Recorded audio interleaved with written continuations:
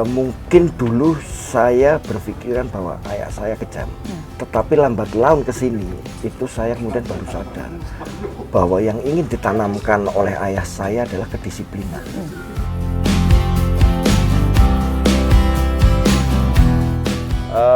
Kami berusaha memang setiap bulan ada kegiatan-kegiatan sosial itu, dan ini kita lakukan sebenarnya tidak hanya di Purwokerto, tidak hanya di Banyumas atau Cilacap. Kadang kita lakukan juga di luar Banyumas atau di luar Cilacap.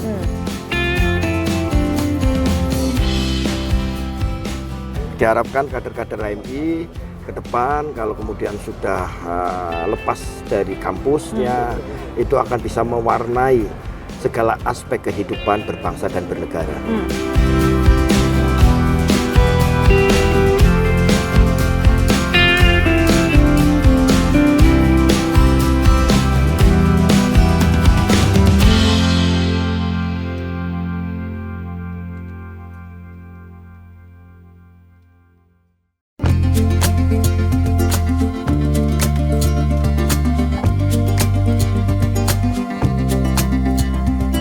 Apa kabar pemirsa? Program Proaktif kembali hadir masih bersama wakil rakyat kita yang duduk di DPRD Provinsi Jawa Tengah. Nah, saat ini kita berada di Kabupaten Banyumas.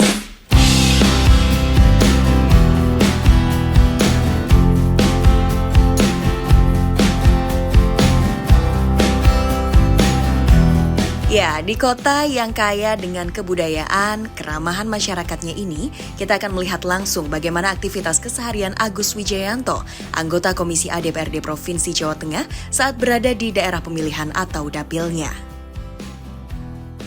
Politisi dari fraksi Partai Demokrat DPRD Jateng ini merupakan perwakilan dari Dapil Jateng 11 yang meliputi Kabupaten Banyumas dan Kabupaten Cilacap. Di tengah kesibukan beliau sebagai wakil rakyat, beliau juga menyempatkan waktu untuk turun ke masyarakat hingga ke pelosok desa. Saat melaksanakan tugas Kundapil atau kunjungan dapil, kita berkesempatan untuk mengikuti berbagai kegiatan beliau saat bertemu masyarakat. Halo, apa kabar pemirsa Proaktif? Jumpa lagi dengan saya Septiana Devi. Hari ini saya sedang berada di Kabupaten Banyumas dan disambut dengan cuaca yang sangat cerah ya, seolah alam merestui kebersamaan saya hari ini bersama dengan anggota Komisi A DPRD Provinsi Jawa Tengah dari Dapil 11, yaitu Bapak Dr. Agus Wijayanto SHMKN. Nah, hari ini kita akan ikuti agenda beliau yang cukup padat. Tetaplah bersama kami pastinya hanya di Proaktif.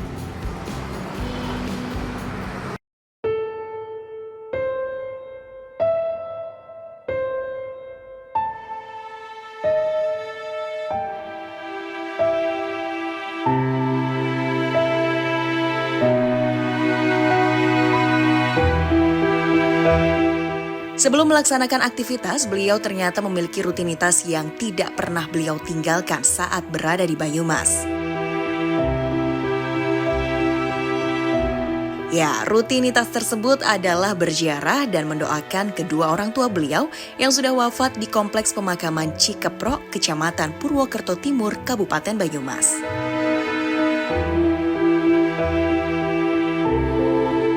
Menurutnya, didikan dan kasih sayang kedua orang tua selama ini telah menempa sosok Agus Wijayanto yang sekarang ini. Sehingga sudah sepantasnya mendoakan kedua orang tua yang telah tiada adalah sebuah kewajiban. Pak Agus, selamat pagi Bapak. Terima kasih saya sudah diberi kesempatan untuk bersama dengan Pak Agus hari ini di Purwokerto ya Bapak ya? Di Purwokerto. Iya, dan hari ini kita sedang berada di mana nih Pak? Ini di makam Cikeprok, makam umum Cikeprok. Makam umum Cikeprok ya, ini tepatnya ada di Kelurahan Keraji ya Bapak ya. Nah, ini hari ini adalah hari spesial, Bapak menyempatkan waktu untuk berkunjung ke makam ini, makam orang tua dari Pak Agus Wijayanto. Ya. Jadi bukan spesial ya. Kenapa bukan spesial? Saya selalu mengupayakan ketika saya pulang ke Banyumas, ke Purwokerto, saya untuk mengunjungi kedua orang tua saya. kakak-kakak saya yang sudah mendahului saya. Itu. Jadi memang sudah sebuah kebiasaan ya Bapak ya ketika kewajiban ketika berkunjung ke Banyumas ya. Iya, betul. Jadi jangan sampai lupa itu. Kewajiban untuk berkunjung di sini, dan ini adalah lingkungan yang tidak asing karena semasa kecil Bapak juga sudah berada di lingkungan ini, Pak Agus. Betul. Rumah saya ini kan jauh nih. Ini seberang sana. Jadi kalau lewat jalan ini terus sana nanti lurus udah jalan raya. Rumah saya sana. Oke. Jadi nggak asing. Saya dulu sekolah juga sering lewat sini, main juga sering di sini dulu lapangan sini. Ini dulu lapangan itu. Sekolahan saya ada di sana di SD Kranji itu. Jadi ketika saya pulang, teman-teman saya kan ada di lingkungan sini semua nih. Banyak ini ya. Mampir dulu ke lapangan. Ya kadang juga kongko di kuburan ya. Kongkonya di kuburan ya Bapak ya? Ya sekali waktu lah ya kan. Tapi nggak cari wangsit loh ya. Sampai kelas berapa ada di lingkungan ini Pak? Saya SMA masih di sini. Rumah saya masih di sana ya, SMA ya. Saya lulus kan 91. Lulus 91. Kemudian saya mencoba merantau ke Semarang. Jadi saya di Semarang itu mulai 92. Oke. Ya, mulai 92 saya itu. Oke. Jadi masih sangat familiar lah di sini. Masih sangat familiar, dan akhirnya sekarang menjadi seorang anggota dewan ya, dan tidak akan lupa, tidak pernah lupa ya Pak ya untuk kembali lagi berkunjung ke sini ya. Tidak boleh lupa. Tidak boleh lupa. Tidak boleh lupa. Lebih tepatnya itu. Oke, tidak boleh lupa ya. Iya. Dari mana berasal ya Pak Iya ya? dong. Masih bersama Bapak Agus Wijayanto atau yang akrab disapa Pak Awe. Yap. Sejak kapan sapaan Pak Awe itu muncul sampai tadi saya melihat plat mobil Bapak, oh khas sekali ya, ini Pak Awe belakangnya ya. Sampai dihafal, tapi jangan dipasangin loh. Pak Awe, sejak kapan Pak julukan Awe itu muncul? Saya SMA. Oh sejak SMA, Iya. karena SMA terkenal dengan... Enggak terkenal. Oh nggak terkenal. Ya teman-teman aja kan. Kadang manggilnya Awe, kadang manggilnya dikasih belakangnya kasih nama orang tua. Oh. Ya kan almarhum ayah saya kan Pak Sudarto. Iya. Agus Darto gitu. Oh, oke. Gitu. Oke, itulah ya cerita di balik nama Awe, dan sampai sekarang pun juga akrabnya disapa Pak Awe. Iya, Oke. betul. Nah, tadi juga mengenang sosok ayah ya. Sosok ayah itu seperti apa Pak ketika mendidik Bapak sampai akhirnya bisa terbentuklah sosok Pak Awe sekarang hingga sampai jadi anggota dewan? Ayah saya itu TNI. Ya, TNI zaman dulu itu waduh luar biasa kerasnya. Betul. Saya 8 bersaudara. Kakak saya persis itu perempuan. Selisih 2 tahun sama saya. Jadi saya ambil contoh ya. Iya. Ketika kemudian siang kami diwajibkan untuk tidur siang. Itu wajib itu. Suatu saat kemudian kakak saya tidur, saya main. Ya kan? Pulang-pulang, wah mungkin kalau sekarang mungkin udah kasus kan, ya kan. Wah saya dihajar sama kopel tentara itu, ya kan. Itu. Pernah juga kemudian saya nggak boleh main berenang di sungai, ya kan. Saya berenang di sungai, ayah saya ngeliatin dari atas ini, dari jembatan. Ketika saya sudah selesai, ya kan, pulang hajar lagi. Yang ingin saya sampaikan adalah bahwa mungkin dulu saya berpikiran bahwa ayah saya kejam, itu, ya kan, kejam. Kalau sekarang ya mungkin sudah dikasuskan lah ya. Tetapi lambat laun ke sini, itu saya kemudian baru sadar bahwa yang ingin ditanamkan oleh ayah saya adalah kedisiplinan. Itu. Artinya kalau saatnya tidur ya tidur. Kalau kemudian sudah dilarang untuk tidak bermain di sungai dan saya sudah menyatakan iya, ya saya harus komitmen itu. Tidak kemudian saya ya di mulut, ternyata diam-diam saya berenang di sungai. Itu. Tetapi dari didikan yang keras itu membentuk saya tahan banting dalam keadaan situasi apapun. Saya sudah melewati pahit getirnya kehidupan ini udah luar biasa terus terang. Satu sisi orang tua saya sangat keras sekali, di sisi lain ini kebalikannya. Almarhumah ibu saya luar biasa, walah sangat lembutnya. Jadi ketika saya mau dimarahin, mau dihajar itu sama orang tua, ya zaman dulu ya, itu ketika saya bersembunyi ya di belakang ibu saya udah, ayah saya itu udah nggak berani. Nah, ini ya kan keras. Satu sisi ibu saya luar biasa, penuh kasih sayang, ya ayah saya pasti penuh kasih sayang lah ya, yaitu penuh kelembutan. Dan yang selalu saya ingat, ayah saya itu sangat menghormati istrinya. Itu ya. Ketika udah almarhumah ibu saya bilang sudah cukup, itu sudah.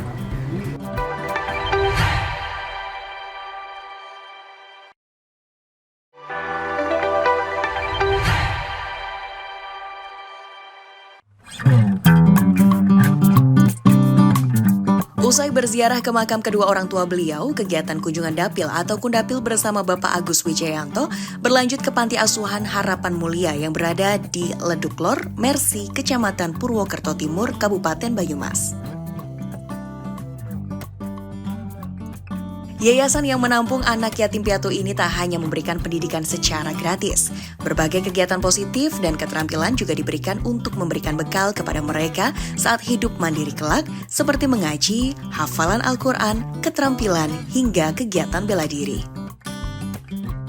Di tempat tersebut, selain memberikan motivasi anak-anak, anggota Komisi ADPRD Jateng ini juga memberikan sejumlah bantuan sembako dan alat tulis untuk menunjang pendidikan mereka. Pemirsa, sekarang saya bersama dengan Pak Awe sedang berada di Panti Asuhan Mutiara Hati. Harapan Mulia. Harapan Mulia yang ada di Purwokerto ya. Dan ini senang sekali Pak hari ini bertemu dengan adik-adik berbagai usia dan termasuk ini yang kecil dipangku sama Bapak nih, langsung nemplok nih Pak. Iya, biasa ya kan. Kalau yang cewek-cewek nemplok, cowok juga iya ya kan. Bukan begitu Mas Ferry? Oke, ini memang agenda yang sudah selalu diagendakan atau seperti apa Pak? Iya, kami berusaha memang setiap bulan ada kegiatan-kegiatan sosial. Salah satunya itu adalah ke panti asuhan. Kalau tidak panti asuhan, mohon maaf, ke panti jompo. Itu. Dan ini kita lakukan sebenarnya tidak hanya di Purwokerto, tidak hanya di Banyumas atau Cilacap.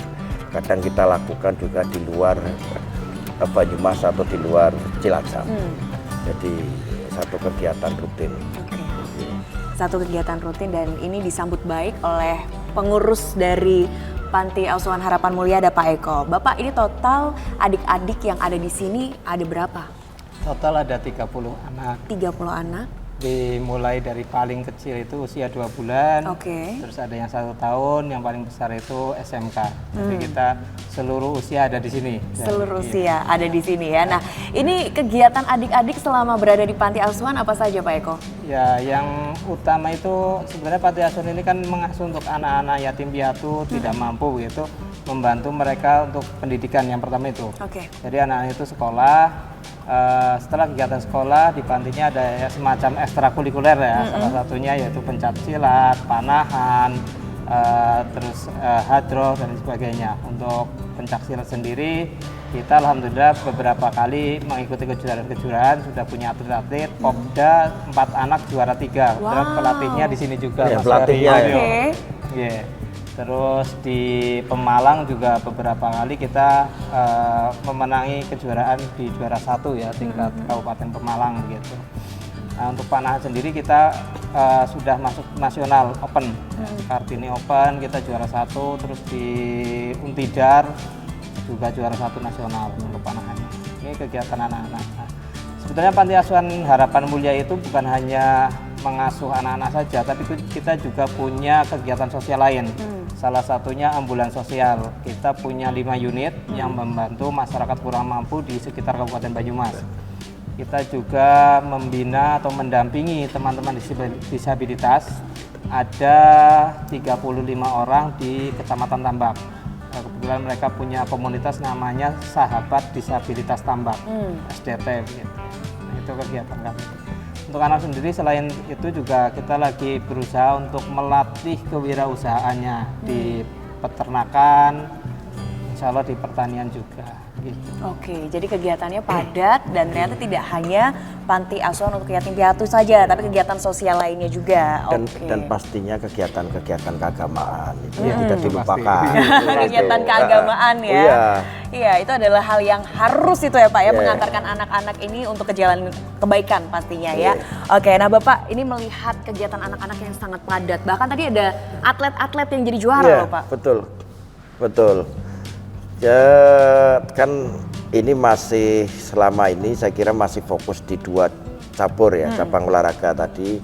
Satu di pencaksilatnya, pencaksilat ini di sini memang tempat latihan dari PSHT cabang Madiun ya. Ini pelatihnya Mas Ferry dan Mbak Mega. Nanti jangan Mbak Ferry, Mbak Mega. Itu kami dulu juga pernah latihan di sini gitu loh. Di panti asuhan ini memang tadi tidak hanya bagaimana kemudian berprestasi di bidang pendidikan misalkan, di bidang keagamaan atau olahraga, tetapi satu hal yang saya lihat berbeda dari panti asuhan lainnya adalah juga sudah menyiapkan kemandirian secara ekonomi. Betul. Ya, bagaimana kemudian dipersiapkan dari sejak dini, sejak awal ini dikenalkan dengan yang namanya usaha-usaha. Itu ya Mas Eko ya. Itu udah dilatih. Harapannya adalah semoga aja ini kan adik-adik semua ini kan tidak akan selamanya di sini. Ya kan?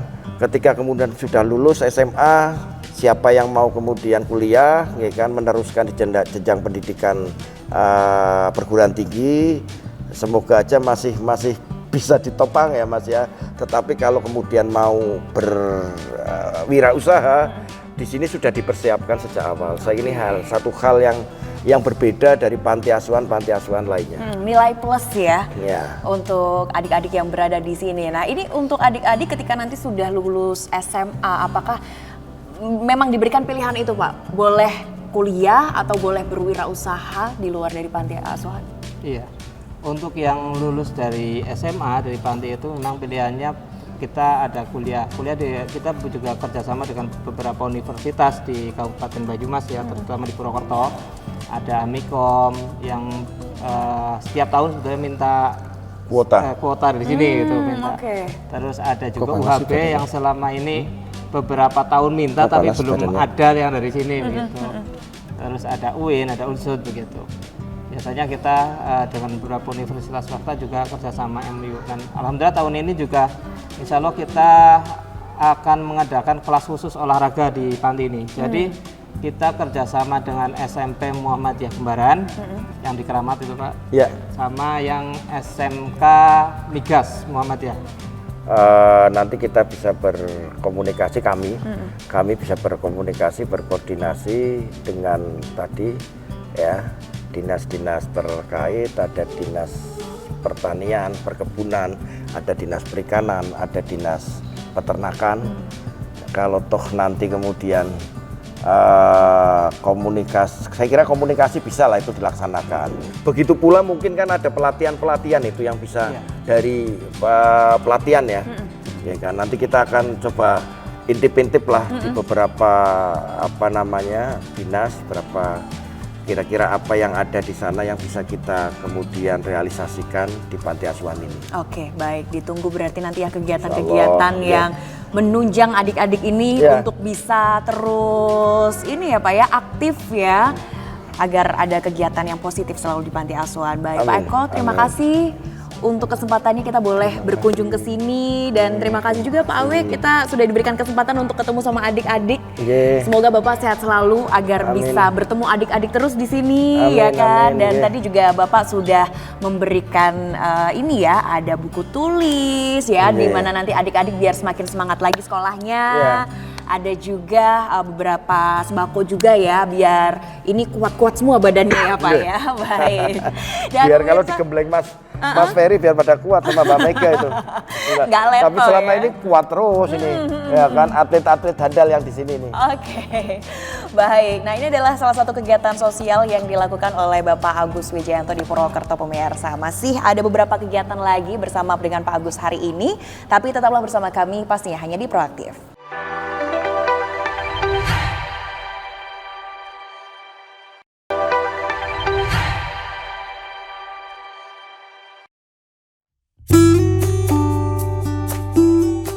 Usai di Panti Asuhan Harapan Mulia, perjalanan kita bersama Bapak Agus Wijayanto berlanjut ke Pendopo, Kabupaten Banyumas untuk menghadiri pelantikan Himpunan Mahasiswa Islam atau HMI dan Korps HMI Wati atau Kohati Cabang Purwokerto periode 2025-2026. Kehadirannya dalam acara tersebut menunjukkan komitmennya terhadap pengembangan generasi muda di berbagai kalangan. Sebagai orang yang pernah dibesarkan melalui HMI, politisi dari Partai Demokrat ini berharap HMI Purwokerto mampu menjadi wadah yang positif bagi generasi muda dan memberikan sumbangsih bagi kemajuan masyarakat Banyumas. Dengan kesadaran dan tanggung jawab. Kami pengurus Himpunan Mahasiswa Islam Cabang Purwokerto. Periode 2025-2026. Dengan ini berjanji dan berikrar. Satu. Bahwa kami dengan kesungguhan hati akan melaksanakan ketetapan serta keputusan himpunan. Dua. Pemirsa, saat ini saya bersama dengan Pak Wes sudah berada di Pendopo Kabupaten Banyumas ya Bapak ya. Hari ini untuk menghadiri acara pelantikan dari HMI. Nah ini tadi juga Bapak melihat anak-anak muda mahasiswa dengan semangat yang luar biasa. Ya. Sebetulnya organisasi HMI itu apa sih Bapak? Organisasi HMI ini sebagaimana organisasi kemahasiswaan lainnya ya, sifatnya ini eksternal. Kalau di internal itu ada badan eksekutif mahasiswa, ya ada Dewan Perwakilan Mahasiswa dan unit-unit organisasi mahasiswa lainnya. Kalau di eksternal itu ada dulu yang terkenal dengan kelompok Cipayung. Ada HMI, ada PMII, ada GMNI, ya PMGRI, GMKI dan segala macamnya. Oke. Ya, di situ berkumpulnya adik-adik kita, adik-adik mahasiswa yang ingin mencari ilmu dan pengalaman organisasi. Oke. Dan pastinya juga berdampak ke masyarakat ya Bapak ya? Pasti. Jadi yang saya lihat untuk HMI di Purwokerto ini kan luar biasa kiprahnya. Tidak hanya kemudian bagaimana menjalankan agenda-agenda aksi, tetapi juga agenda-agenda intelektual, juga agenda-agenda sosial yang langsung bersentuhan dengan masyarakat. Oke, baik. Dan Bapak hari ini hadir langsung untuk memberikan dukungan penuh sebagai anggota Dewan?